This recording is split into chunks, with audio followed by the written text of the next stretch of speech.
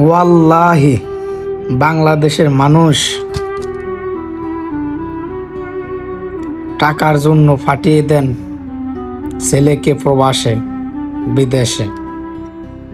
তো ছেলে আসে কোম্পানিতে, সাপ্লাই ভিসা, বেতন কম, সে বেগে যায়, কোম্পানি ছেড়ে দেয়, আরেক কোম্পানিতে চলে যায়, পুলিশের কাছে ধরা খায়, চলে আসে। এই যে এটা দেখতেছেন না, এটা কিন্তু আমার এখানের আইডি কার্ড, আকামা। তো এই আকামার মূল্য আছে তখনই যখন এটার ভিতরে মেয়াদ থাকবে। মেয়াদ নাই, আপনার কোনো গ্যারান্টি নেই। আপনাকে পুলিশ যখন না তখনই ধরে বাংলাদেশে পাঠাতে পারে। তো একটা মেসেজ হচ্ছে, আপনি কোম্পানিতে আসতেছেন, ভালো কথা, কোম্পানিতে যাচাই বাছাই করে আসুন, একটা না 5টা দেখে আসুন। এটা আমাদের একমাত্র ভাইদের উদ্দেশ্যে কথাটা বলা। ভালো এজেন্সি ধরে নিন। এখন তো দালালি ভরপুর, শুনছি নাকি বাংলাদেশে দালাল মুক্ত। তো যাক, আলহামদুলিল্লাহ।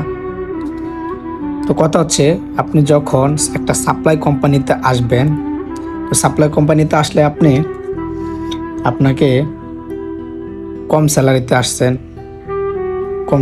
আসছেন, তো আপনি প্রায় 1 বছর করছেন। তারপর আপনি কি করবেন? কাজ নাই, হয়তো কোম্পানিতে আপনার ভালো লাগতেছে না, আপনি কি বেতন কম, যার কারণে আপনি আরেক কোম্পানিতে যাইতে চাচ্ছেন বা সুডাকামে যাইতে চাচ্ছেন। তো এখান থেকে আপনি ওখানে বেশি বেতনের আশায় গিয়ে আপনি ফেসে গেছেন, আপনার আকামা করে দিচ্ছে না, আপনার আরও বিপদে পড়ছেন। তো এই আকামা যদি না করে তাহলে আপনি অবৈধ হয়ে গেলেন। আপনি এক কোম্পানিতে যখন আরেক কোম্পানিতে যাবেন, সেই কোম্পানিতে যদি আপনার আকামা না হয় তাহলে কিন্তু আপনি অবৈধ হয়ে গেলেন। তো 2 বছর কন্ট্রাক্ট ফার্মে আইছি, এর আগে একটা ভিডিওতে বলছি। তো যাইতে পারি না, কোম্পানি ছুটি দেয় না, এই সেই নিজের টাকা দিয়ে যাওয়া লাগবো। তো এরকম নিজেও ফেসে গেছি। বিদেশে আসেন, ভাইবা চিন্তা আসেন, বিদেশে আসেন টাকা আর টাকা না ভাই। এই টাকার জন্য কোম্পানি ছেড়ে, অল্প টাকা বেতন, যার কারণে এক কোম্পানি ছেড়ে আর কোম্পানিতে মানুষ যাচ্ছে টাকা বেশি কামানোর জন্য, কিন্তু সেখানে গিয়েও ফাইসা যায়, আকামা বানাচ্ছে না, আকামা করতেছে না। তো কিছু মানুষ আছে এই আকামার জন্য 10 বছর, 20 বছর, 25 বছর পর্যন্ত অবৈধ থেকে বাংলাদেশে যাইতে পারে না। হাজার বাঙালি মানুষ আছে, হাজার।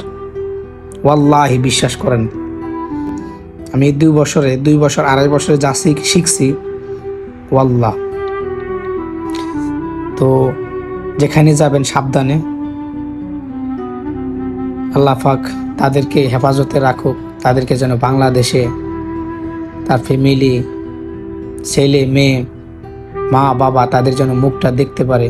আমি তো এই 2 বছরে কাইল হয়ে গেছি, আপনাদেরকে কি বলবো। এই 2 বছরে আমি কাইল হয়ে গেছি, বাংলাদেশে যাওয়ার জন্য ছটফট করতেছি।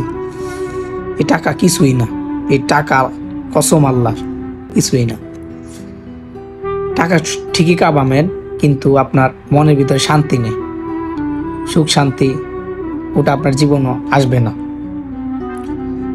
তো যারা 20 বছর 25 বছর ধরে এই বিদেশের মাটিতে আছে, তারা কিভাবে কাটতেছে দিন। কিছু মানুষ সারা জীবন থেকে যায়, সারা জীবন।